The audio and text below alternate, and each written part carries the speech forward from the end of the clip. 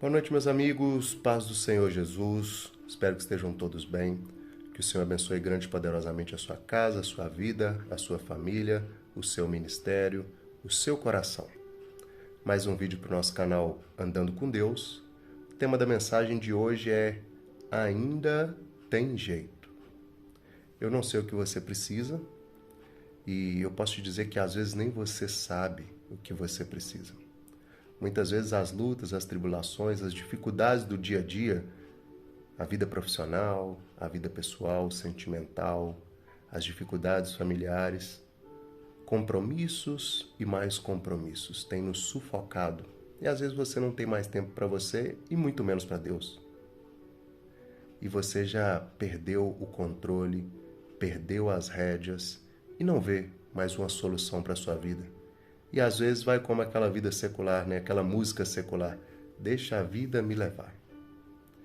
E sem direção, cada vez vai entrando em águas profundas, turbulentas, e cada vez as águas vão entrando para dentro do barco, vai tentando te sufocar, te naufragar.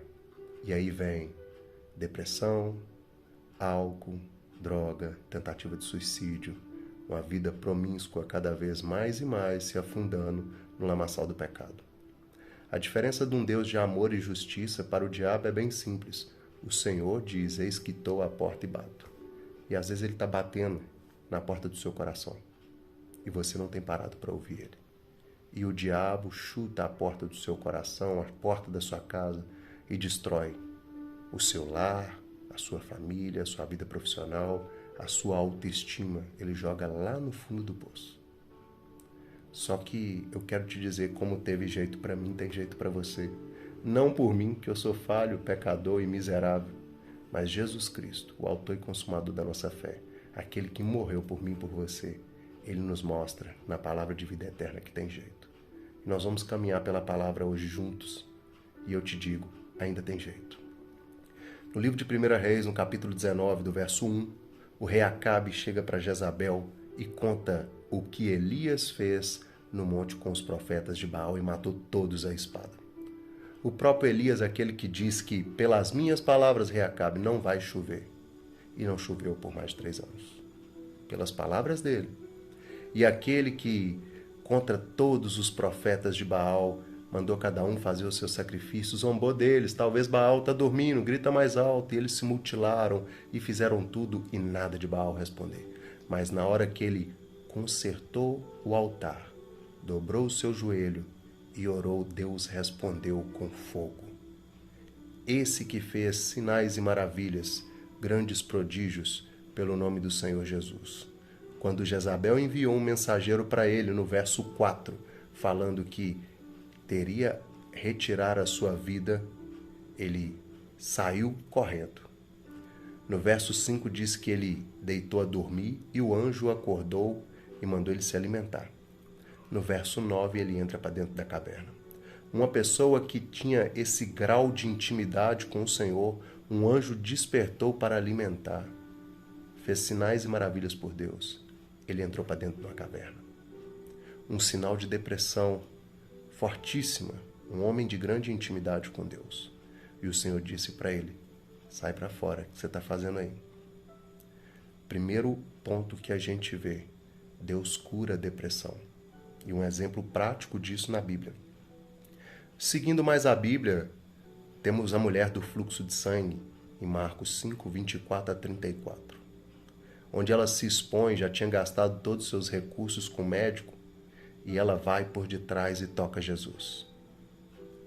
Pelas tradições da época, ela era impura, ela não poderia estar no meio daquelas pessoas. Ela poderia ter sido apedrejada, morta, mas ela cria que se ela tocasse em Jesus, a sua vida seria mudada. E verdadeiramente o Senhor transformou a sua vida. E ele diz, quem tocou em mim? Pois de mim saíste virtude. E eles falavam, Senhor, com tantas pessoas é difícil. E ela com vergonha, ela fala, foi eu que toquei no Senhor. E o Senhor faz uma maravilha na vida dela. Seguindo mais à frente, eu já te mostrei um exemplo de cura de uma enfermidade, um exemplo de cura que nós vemos de depressão. E agora vamos lá para Ana, que era estéril, não podia ter filhos. E nesse tempo, a mulher que era estéril, ela não era uma mulher boa, porque a bênção das famílias eram os filhos. E ela não podia ter filhos. No livro de 1 Samuel, no capítulo 1, no verso 14, o profeta Eli encontra com ela e fala com ela: poxa, você está bêbada aqui? E ela fala que não estava. E conta a sua história, que ela estava triste, amargurada. E no verso 17, Eli fala que ela vai em paz e que o Senhor lhe conceda graça. Ela teve o primeiro filho, Samuel, que foi profeta, juiz, sacerdote, abençoadíssimo, e depois teve mais filhos ainda. E ela entregou Samuel ao Senhor, para servir ao Senhor. Mais à frente, no Evangelho de Marcos, no capítulo 10, versos 46 ao 51, conta a história de Bartimeu, filho de Timeu, o cego de Jericó. Só que o que eu acho fantástico é que quantas vezes na Bíblia relata que Jesus passou por Jericó? Somente uma única vez.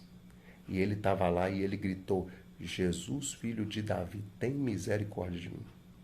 Jesus, quando viu que ele era cego, Jesus disse para ele: o que queres que eu te faça? E ele: Senhor, eu quero ver.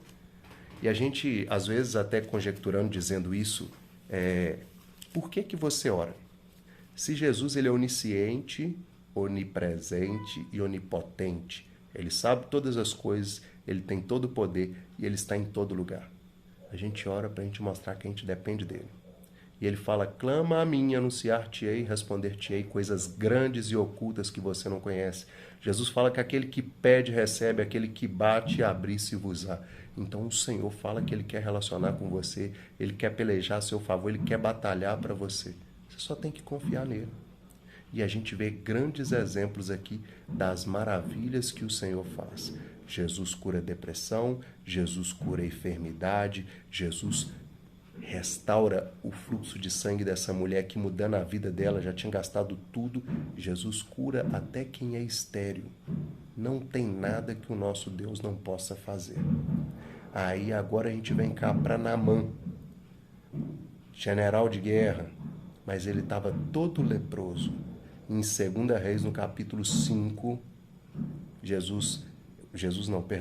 o profeta Eliseu manda Geazi, nem atendeu ele, mandou Geazi, vai lá e manda ele banhar no Jordão. E ele ficou bravo, porque tinha tantos outros rios mais limpos. Por que eu coloquei Naamã para completar a história? Porque às vezes o Senhor nos pede para fazer coisas simples. Só que a gente quer ver maravilhas.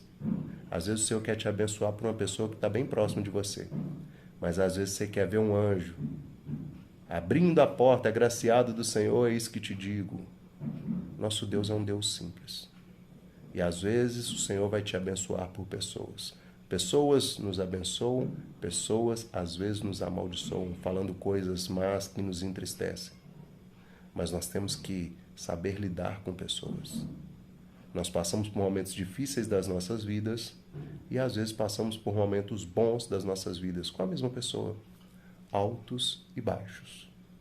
Então, o dia mau sempre vem, mas o Senhor está conosco em todos os momentos. O Senhor quer te restaurar, o Senhor quer te transformar, o Senhor quer te libertar. E nós vamos seguindo com uma que eu acho fantástica, que eu quero compartilhar com vocês, e eu vou ler aqui na Bíblia, que está no livro de 2 Reis, no capítulo 6, do verso 15 ao 17, que é: quando o servo do homem de Deus havia se levantado, no caso aqui a Bíblia relata Geazi, servo de Eliseu, e saindo, eis que um exército cercava a cidade, tanto com cavalos quanto carruagens, e o seu servo disse a ele, a Eliseu: ai, meu mestre, como nós faremos? Aqui a história vem falando que estavam em guerra e tudo que o rei fazia, eles descobriam. E o rei da Assíria ficou muito irado, achando que tinha um espião. E o soldado falou: não, é um cara lá, é o profeta, que tudo ele sabe. E eles foram lá na casa de Eliseu para pegar ele. E olha o que aconteceu. Eliseu respondeu a Geazi: não temas, porque aqueles que estão conosco são mais do que aqueles que estão com eles. E Eliseu orou e disse: Senhor, rogo-te, abra os olhos para que ele possa enxergar. E o Senhor abriu os olhos de Geazi, e ele viu, e eis que o monte estava cheio de cavalos e carruagens de fogo ao redor de Eliseu. Aleluia nas alturas. Às vezes os seus olhos e os seus ouvidos espirituais nem foram abertos, porque você nunca orou ao Senhor pedindo isso, para te dar uma intimidade. Às vezes nós queremos pedir tantas bênçãos materiais, que é dinheiro, que é benfeitorias e benefícios para nós próprios, não que seja pecado, mas o melhor é intimidade e relacionamento com o Senhor Jesus. Mais do que informação e palavras bonitas, o Senhor quer um coração transformado. Como é que está o seu coração? Às vezes você não precisa de melhorar de imediato a sua vida financeira, você precisa de melhorar a sua vida espiritual. Porque a gente vê a mulher do fluxo de sangue, que tudo direciona que ela tinha grandes recursos financeiros. Enquanto ela foi na força do seu braço, ela gastou tudo o que tinha e nada aconteceu. E ela tocou nas vestes do Senhor e ela foi restaurada. Às vezes você precisa de tocar nas vestes do Senhor. Eu coloquei o fato de Geazi aqui porque Geazi andava com um homem de Deus que fazia milagres e maravilhas. A mulher estéril teve filho, o filho morreu, ele orou e o Senhor trouxe o filho à vida. 2 maravilhas na mesma casa. Ele viu tudo isso e os olhos espirituais estavam fechados. Às vezes você tem que ajustar a sua oração. Pai nosso que estais no céu, seja feita a tua vontade. Às vezes nós estamos querendo a nossa vontade e não a vontade do Senhor. Finalizando com a filha de Jairo, que quando Jesus falou que ela não estava morta, que ela dormia, eles riam e zombaram dele. Pensa que não sabemos como é estar morto? Eles conheciam da morte. Jesus conhece a vida. Jesus, onde ele passa, tem transformação. Onde Jesus passa, tem renovo. Ele é o caminho, ele é a verdade, ele é a vida. E ninguém vai ao Pai senão por ele. Ainda tem jeito na sua vida. O mundo, as pessoas podem rir, falar que não tem solução, mas para Deus tudo é possível. Para Deus tudo pode e nós temos que crer nele, porque é ele que nos fortalece, é ele que nos sustenta, é ele que tem sustentado a sua casa, o seu casamento, que às vezes tem dado tudo errado, tem tudo para dar errado, mas Jesus, ele entra e ele sustém, porque a graça e a misericórdia dele, que nós não merecemos, transforma, renova, sustenta, conforta, consola e nos conserta. Somente o Senhor. Abra os seus olhos espirituais. A gente não tem poder para fazer isso. Então clama ao Senhor, porque ele quer te ouvir. Às vezes ele está esperando você entrar dentro do quarto, dobrar o joelho. Quanto tempo você não faz isso? O Senhor tem sentido a sua falta. O Senhor tem sentido a sua falta da sua Bíblia surrada, que às vezes as folhas já começaram a colar, porque você tem deixado ela de lado. O Senhor tem planos de vida e de paz, mas ele não é violento e ele vai continuar batendo a porta do teu coração. Mas o diabo está doido querendo te tragar. Ele não tem parado de ser o acusador. Jesus te ama, ele quer mudar a sua história.